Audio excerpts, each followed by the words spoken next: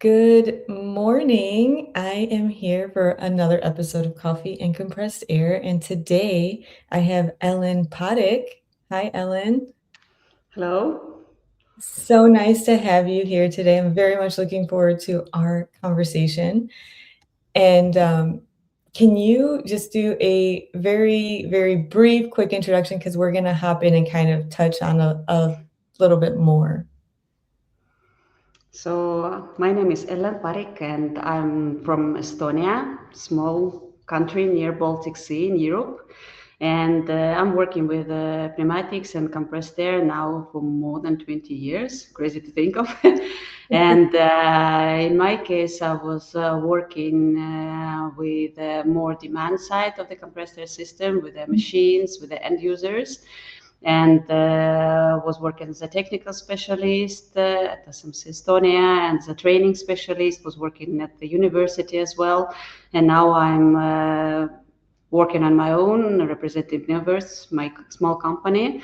So working as an independent consultant on compressed air and pneumatic systems, and also a training provider in pneumatics, electro-pneumatics, vacuum system, and stuff like that.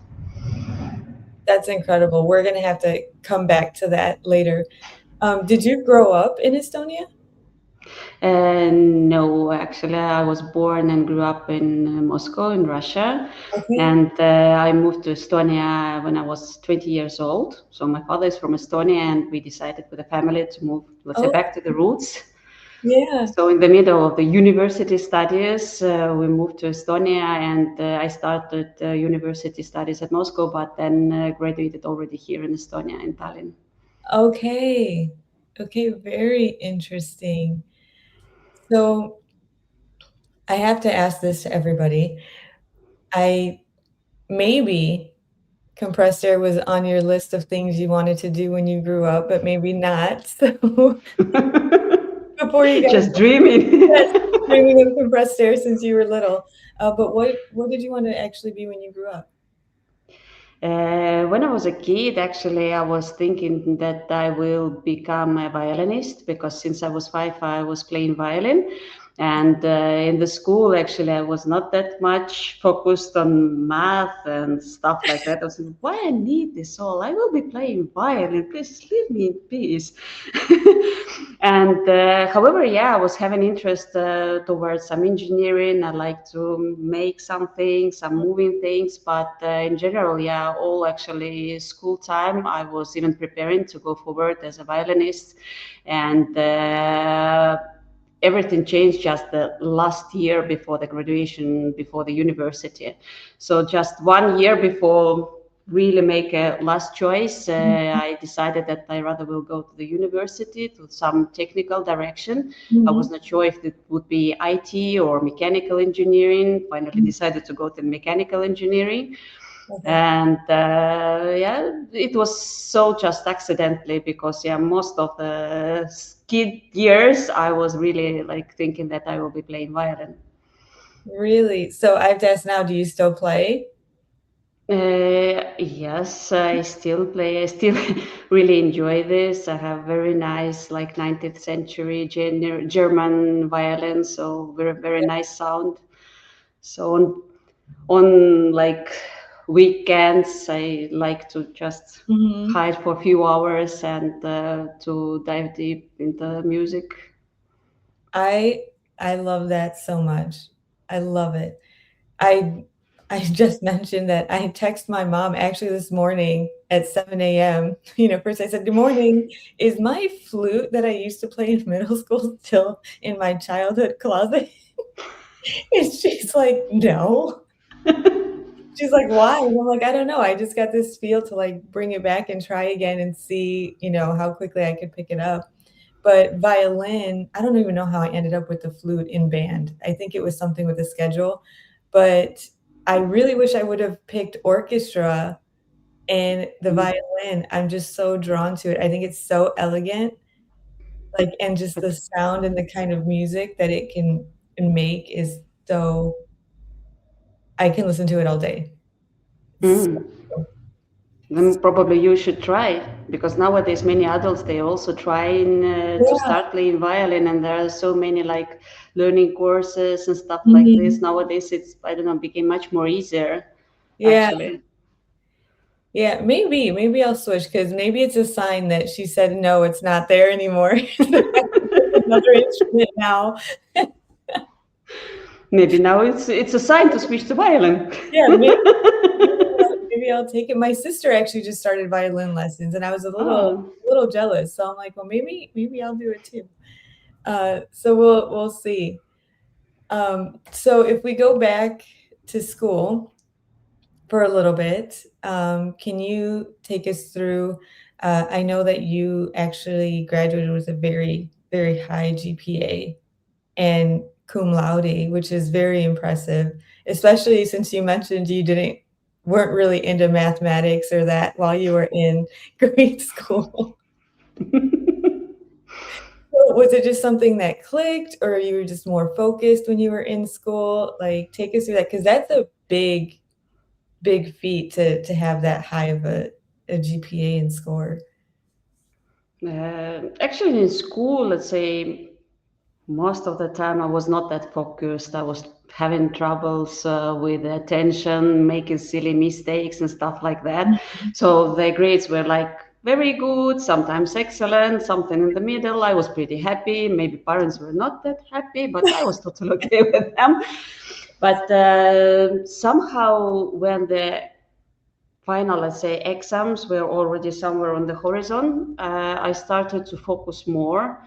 Maybe the fact that my mom came to the school as a physics teacher, and then I felt, oops, yeah, one wrong step, and Yeah, she will know it immediately. yeah. And somehow, let's say, I started to focus more, maybe, and I've got this feeling, I've got this, let's say, right approach to my attention, to my brain. And so with the memory, I didn't have problems at all. So I was knowing already at school how to use it wisely, how to get information in and out, and everything like this. But exactly, yeah, to get this good, let's say, performance at the exam or whatever. So without this mistakes or whatever. So this was quite tricky. And in my case, it was not coming easy. So it was going through, let's say, practice, practice, practice, practice. But on the other hand, when I already reached to the university, then for me it was easier, because I know that there are some persons who are feeling really, let's say, easy at school. Everything is so easy. They're just whew, till the end, and then they hit the wall at the university. Oh, now we need to work hard. Now Yeah. we need to push. And then they are, let's say, frustrated and oh, what to do. But in my case, I got through this already at the school time, and then when I already got to the university, I've got this, I already had the system. I already knew how to use my brain, my attention, how to be so focused. And I don't know, I've just got finally this feeling, what should I do, how should I do it? And also, yeah, I understood quite clearly that the grades, these are not just, let's say, signs of your knowledge or your skills. Of Mhm. course, when you have knowledge and skill, you have higher chances to get better grades.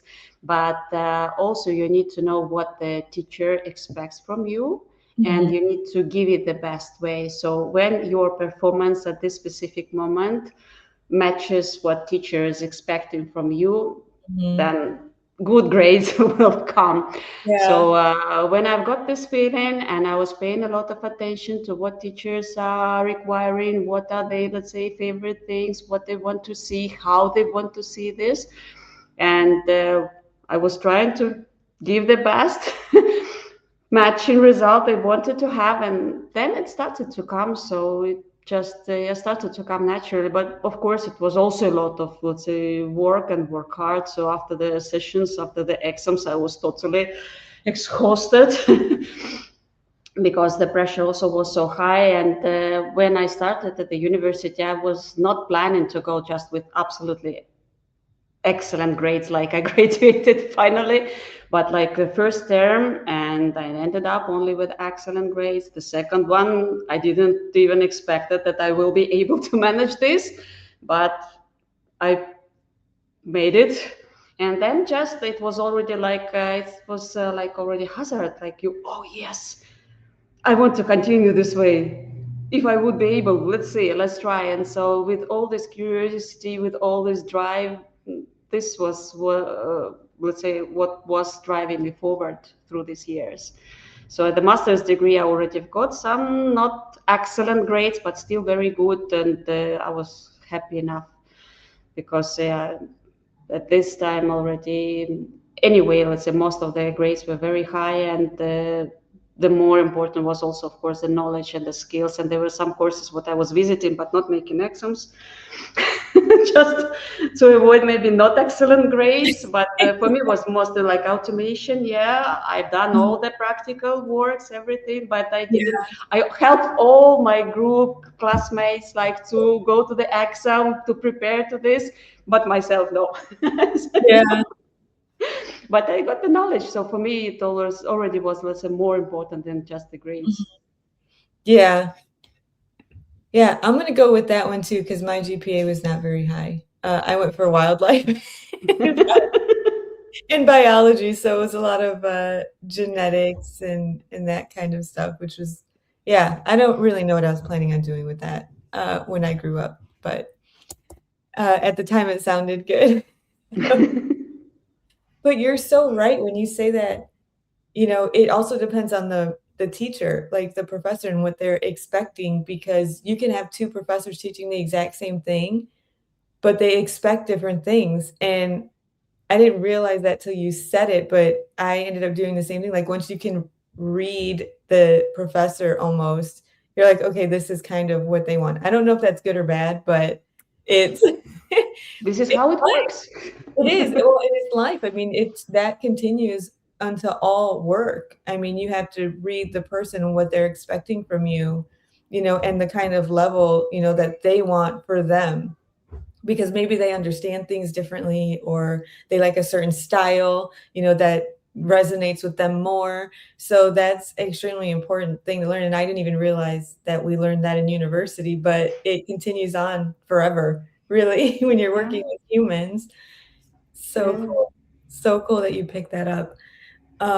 So you spent 9 years then teaching pneumatics. That was at a different university It or was Tallinn Technical University, so university what I was graduated from. okay. So when I was at the master's degree, let's say level, I started to search where I can go to work, and then I came to the university, and they asked me, okay, do you want to, let's say, help us with pneumatics, hydraulics, automation technology? I would say, why not? Okay. And this is actually how pneumatics came into my life, because Yeah. I'm graduated as a mechanical engineer, as a mechanical designer, actually. So students who are graduated with this specialty, usually they are ending up as a designers at the Mhm. OEM companies.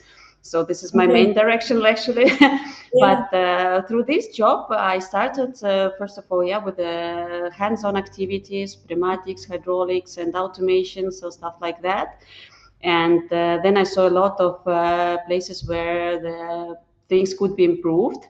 And Mhm. I started to move forward with this. I was given the opportunity to really, let's say, make huge changes in the hands-on activities. And they were even calling me like revolutionary, because I really, Mhm. let's say, just throw away all the old system and pneumatics and Mhm. hydraulics and build up a new system with the new hands-on activities. And actually, they are still working there. So it's already, Wow. yeah, almost 20 years. But all this, let's say, the main idea, the main schedule and program, of course, they were doing some small adjustments, but the main direction, it was started by me. And then later, when I actually decided to move to the industry, Mhm. because I wanted to have the, let's say, real experience. I felt that when you are teaching something like this, you Mhm. need to know this like really, not just from the books. I wanted to see real things and to get this real Yeah. experience. And then I stayed only for this one course, hydraulics and pneumatics, but I took it in the full volume. So not only the hands-on activities, but also elections and exams and stuff like that. And I built up also the e-learning course to support this.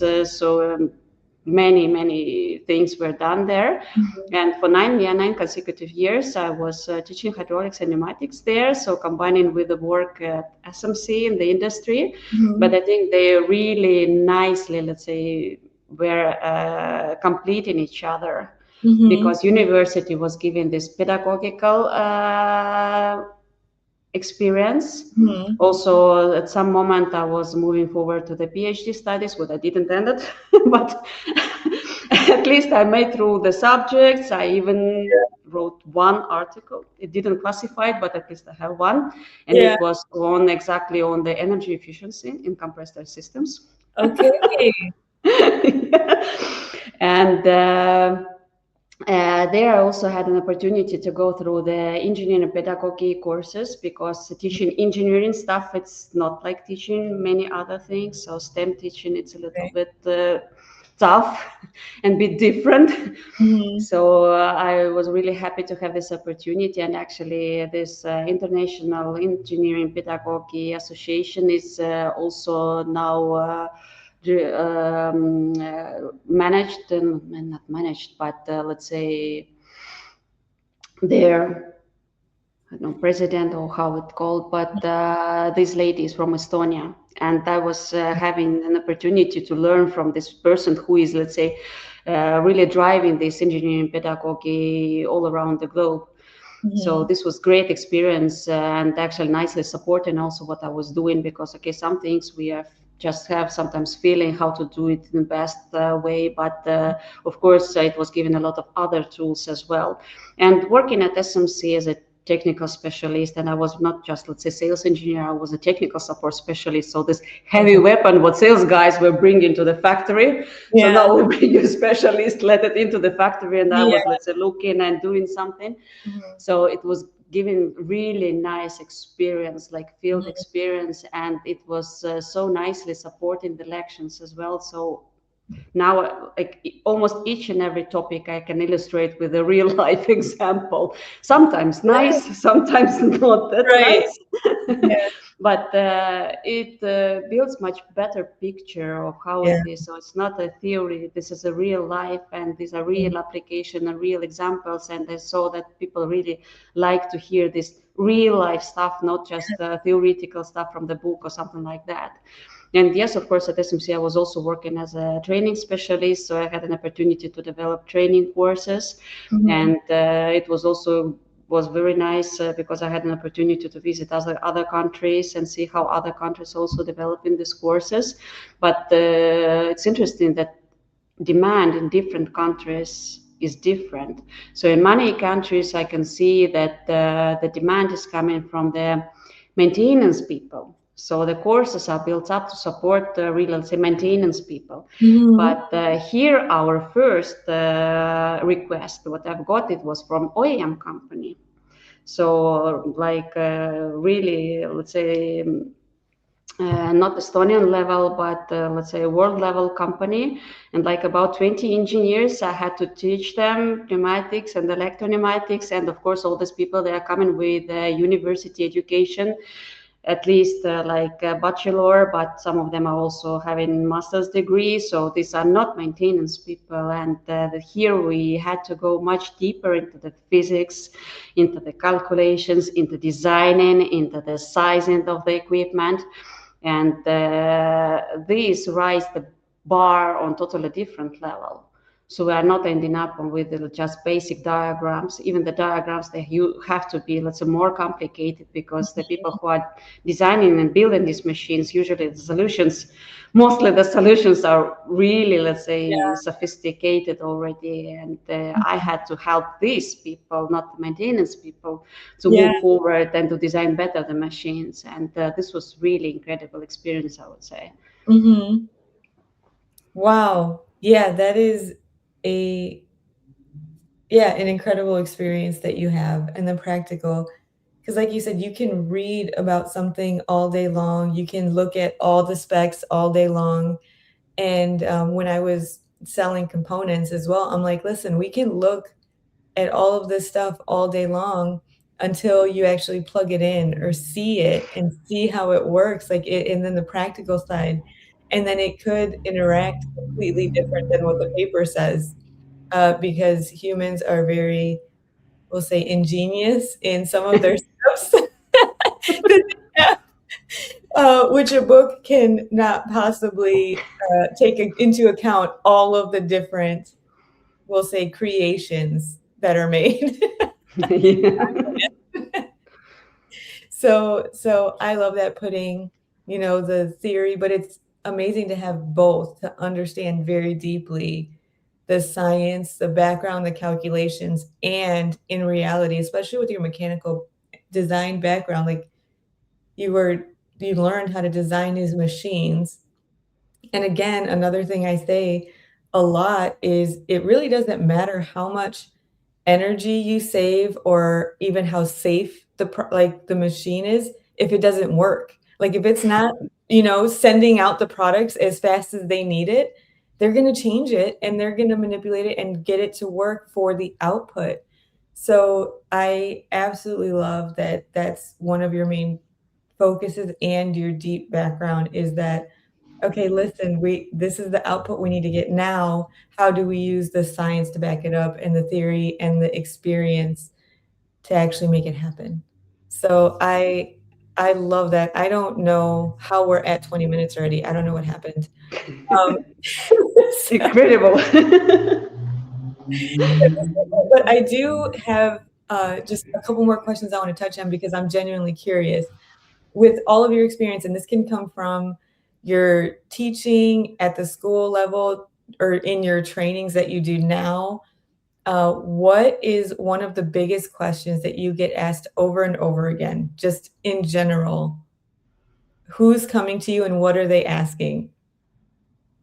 With the questions, actually, what I found out, it's very interesting situation that when we talk about, let's say, misunderstandings in compressed air and some, let's say, quite common misconceptions, these are really common. So we can see people thinking that the higher is the pressure, the better will be. Yes. So machine is leaking, pressure up. This is just classical, and we can teach about the air preparation things for many years, like talking about it for 20 years, and it's a huge part of our trainings, how important this air quality is. But still, even now, I face people who are saying, oh, compressor oil, but this oil is lubricated, it's so nice, let it be there. So I Yeah. really have like a bottle with outcome from the compressor to show, do you think this is nice? Do you want this to have in your equipment? They say, okay. So about Uh-huh. the misunderstandings, they are existing really, let's say, common, but with the questions, I'm pretty amazed how different people are actually. So my Okay. experience is totally opposite, that I don't see the same questions coming. Most often I, let's say, more surprised that I can teach for 20 years this area, Mhm. and it gives you like a feeling that I have seen like everything. Everything. But but still people are coming and they're asking questions that I never heard before, and some of them are okay, but some of them are really tricky, and I think, wow, okay, Yeah. sorry. I need to investigate a little bit. So I'm, of course, Mhm. I'm trying to find what is the answer, because it's very interesting for myself as well. But I really amazed. So really, even after 20 years, Yeah. people are coming with new questions. They have so different thinking and understanding of the things, and they still are finding some very interesting moments what I never paid attention to. And Mhm. they asking, okay, how about this? How this is working? Or that working? So this is actually very interesting about the training and about the Mhm. students, that I didn't saw, let's say, common questions coming from the people. Okay. So very interesting that there's a huge diversity of the understandings and the questions what got from the Mhm. participants. Yeah, that is so cool. I mean, it's just like in compressed air, you can walk in and it's something completely, you never know what you're gonna walk into, really, or how it's being used, in different ways. So I absolutely love that. So before we wrap up for today, just what is going on with NeuVerse right now, and what can we expect or watch out for?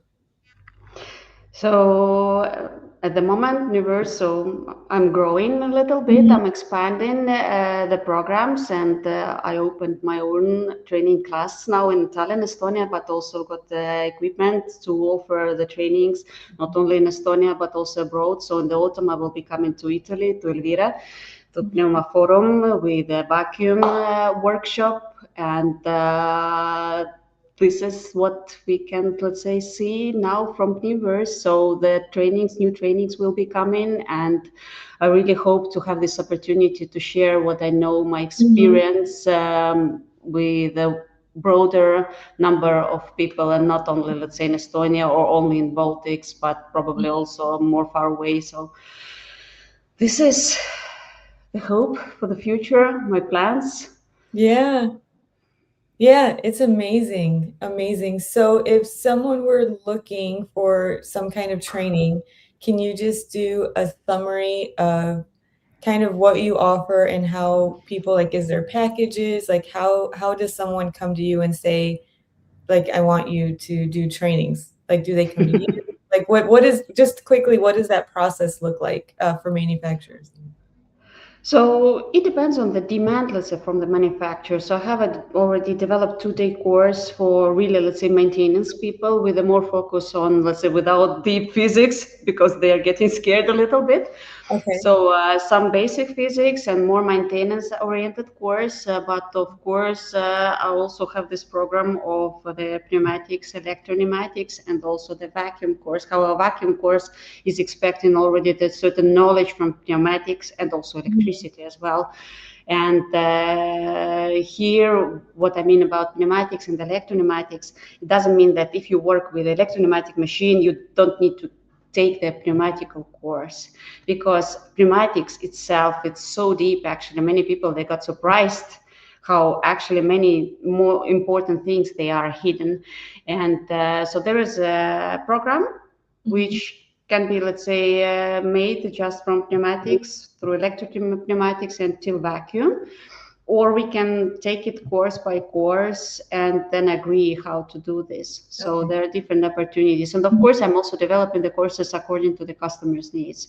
So I'm doing the trainings like this as well. So when we know how much time they have, what the problems they want to cover, then I can, let's say, with all my experience, I was doing the training for so many years, so I can compile the needed program in a quite short time. Okay. Amazing. And are there certain industries that you work with or all industries? I work with all industries, I would say. I have seen so many different, of course, many manufacturers, but from food manufacturing, Mhm. electronics, furniture, and wood manufacturing. So metal works and so on. So I Yeah. don't see it like any specific industry. I have Yeah, seen people from like very wide everything. range of the industries. Amazing. Amazing. Well, thank you so much for sharing your experience. It is very unique, I think. And thank you for coming on and sharing. And if anybody has any questions, you can find Ellen on LinkedIn, uh, and send some comments or ask any questions. Thank you so much. Thank you very much. Thank you. Bye. Bye.